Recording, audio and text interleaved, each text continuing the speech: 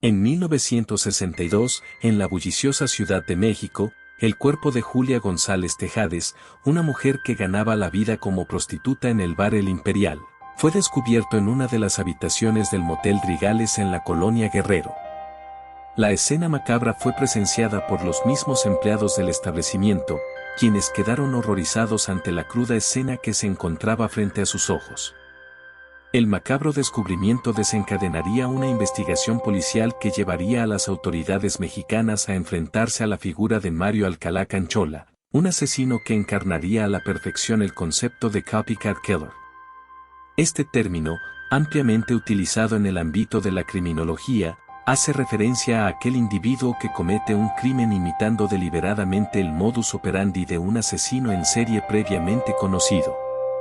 En este caso, Mario Alcalá Canchola emuló los métodos macabros de otro asesino que había dejado una marca indeleble en la historia criminal, Jack el Destripador. Hola, yo soy Dee y les doy la bienvenida a este video en el que exploraremos el perturbador caso del Jack el Destripador mexicano. La historia de Macario está marcada por una serie de factores que contribuyeron a la formación de su personalidad y, finalmente, a su escalofriante carrera como asesino en serie. Nacido en una familia de escasos recursos económicos, Macario enfrentó desde temprana edad las dificultades de la vida en un entorno desfavorecido. Creció en un ambiente donde las oportunidades eran limitadas y la educación formal apenas era una opción. Desde su infancia, Macario tuvo que lidiar con su apariencia física, que no cumplía con los estándares de belleza convencionales.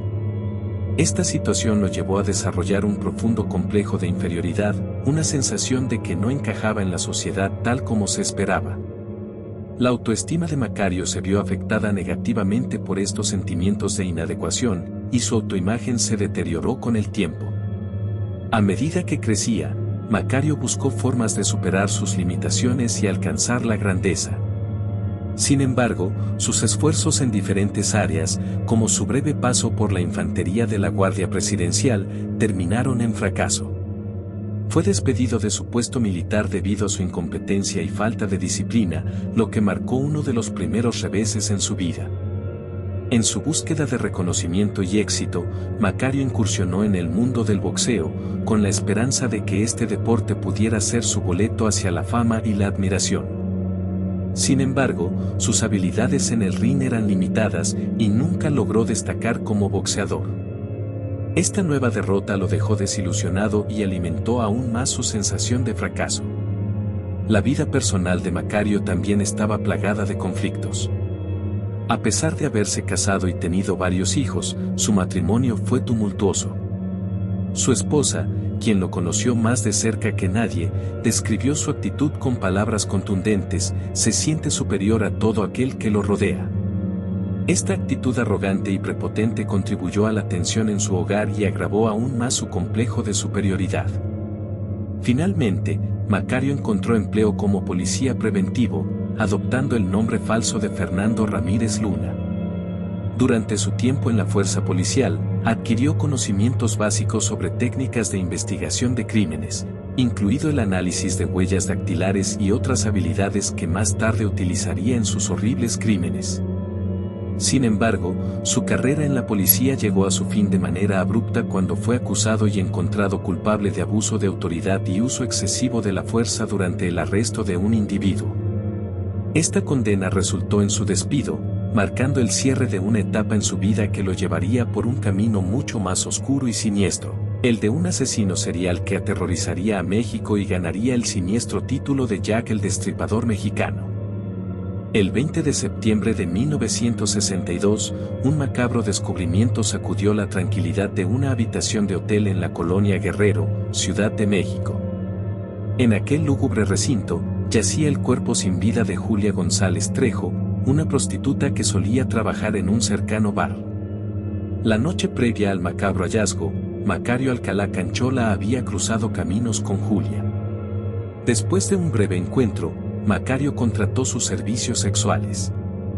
El reloj marcaba las 11:30 p.m. cuando ambos llegaron al hotel. Alcalá, quien pagó la habitación, se registró bajo el ficticio nombre de Fernando García. Una vez en la habitación, Macario Alcalá y Julia González llevaron a cabo un acto sexual. Sin embargo, al finalizar, una discusión estalló. Julia, en busca del pago previamente acordado por sus servicios, confrontó a Alcalá, quien desde el principio tenía intenciones mucho más siniestras. En ese momento, la tragedia se desencadenó. Después de su posterior arresto, Macario Alcalá proporcionaría una declaración fría y perturbadora sobre cómo llevó a cabo el asesinato de Julia. La sujeté para amedrentarla así, dramatizando físicamente la escena ante la policía, con la mano derecha, girando los dedos hacia la derecha de su cuello. Vi que se desmayaba.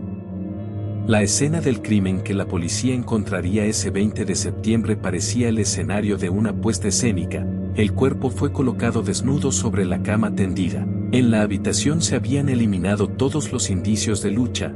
El asesino se había llevado toda la ropa de la víctima, exceptuando sus tacones y su bolso. Dentro del bolso se encontraba una identificación de la víctima.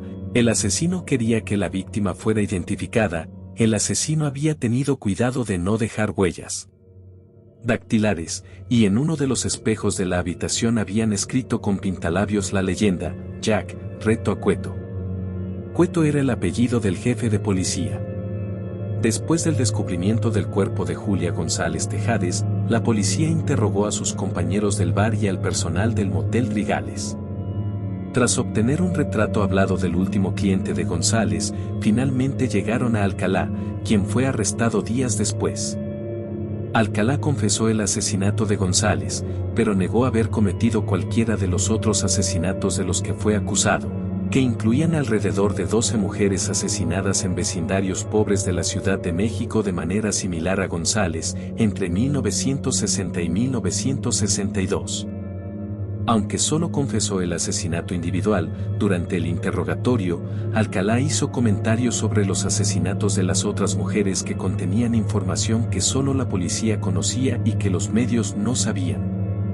La policía pudo relacionar con éxito esta filtración de información con otro asesinato cometido en enero de 1962. Además de estos dos crímenes, por lo menos otras 12 mujeres más habían sido halladas muertas en habitaciones de hotel, en fechas cercanas a la de estos dos crímenes confirmados y en circunstancias muy similares: prostitutas estranguladas y desnudas, la habitación limpia y ordenada.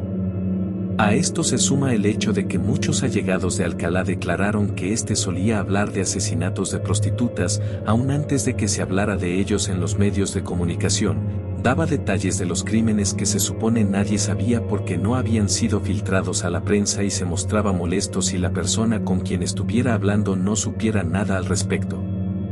Tras la muerte de Julia González Trejo, las autoridades mexicanas y especialistas del Instituto de Investigación Criminalística llevaron a cabo un profundo análisis del asesino, Macario Alcalá Canchola. Este análisis reveló una serie de rasgos de personalidad preocupantes que proporcionaron una visión más clara del perfil del asesino. El perfil indicaba que Macario Alcalá era un individuo con un fuerte complejo de inferioridad. Su comportamiento de exhibicionismo, como escribir un mensaje en el espejo, revelaba un deseo de llamar la atención y hacer que su delito fuera notorio. Esta búsqueda de notoriedad sugiere una profunda inseguridad y un anhelo de reconocimiento. Los expertos notaron que Macario Alcalá actuó con sorprendente serenidad durante el crimen. La forma en que se llevó la ropa de la víctima y evitó dejar huellas digitales indicaba una planificación y ejecución cuidadosas. Esta calma en medio de un acto violento inquietaba a los investigadores. El perfil señalaba que Alcalá tenía un bajo estrato social. Sus limitaciones educativas y su incapacidad para escribir correctamente la palabra Jack en el mensaje escrito en el espejo sugieren una falta de educación formal y habilidades básicas de escritura. Esto podría haber contribuido a su sentimiento de inferioridad. El análisis reveló que Macario Alcalá presentaba rasgos de personalidad antisociales y narcisistas. Los comportamientos antisociales incluían la falta de empatía hacia su víctima y estallidos repentinos de ira. Además, su narcisismo se manifestaba en una autoestima inflada, una necesidad patológica de atención y reconocimiento, y una percepción de que estaba por encima de los demás. Macario Alcalá Canchola fue condenado a 60 años de prisión, que era la pena máxima en ese momento en la Ciudad de México, por los asesinatos de 1962 de Julia González Tejades y otra mujer.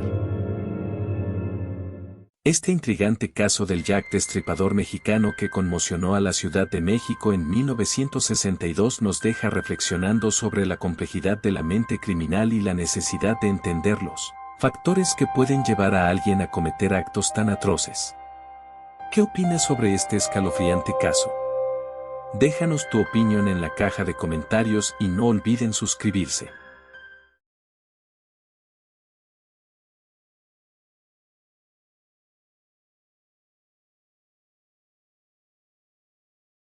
Adiós.